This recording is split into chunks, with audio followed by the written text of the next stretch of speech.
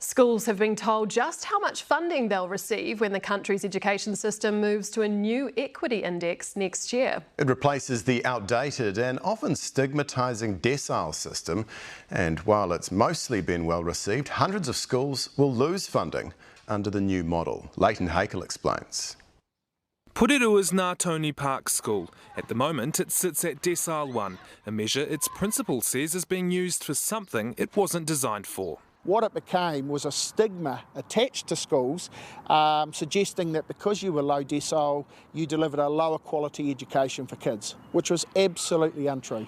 But that's all about to change. From next year, schools will move to an equity index model when it comes to funding, a more accurate system that uses 37 socio-economic measures known to impact education outcomes.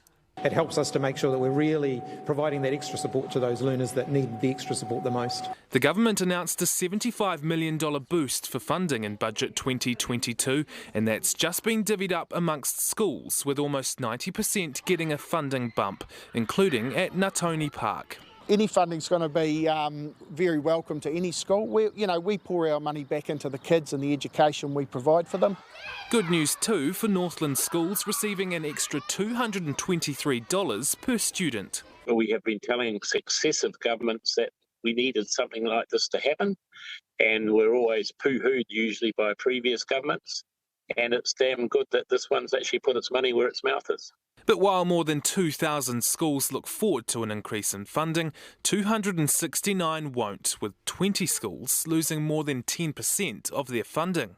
We've ultimately increased the amount of equity funding going in by over 50%.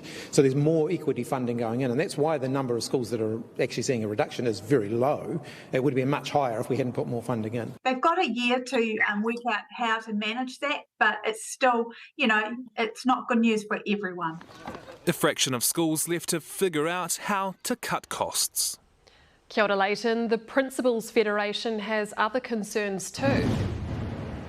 That's right, Laura. Just last week, the government announced that they're spending $44 million to recruit 1,000 new teachers. But today, the Ministry of Education revealed, due to school roll numbers dropping, that they will fund 351 fewer full-time teachers. Now, it says that over the past 2 years, they've set staffing entitlements higher than that roles would justify. So they're really just bringing that into line with the numbers. But the Principals Federation says we've just come out of a pandemic. There is huge need for more support at the moment with complex issues like behavioural and social issues, and what we need now is stable staffing, not fewer teachers altogether. Leighton Hakel, ngā mihi.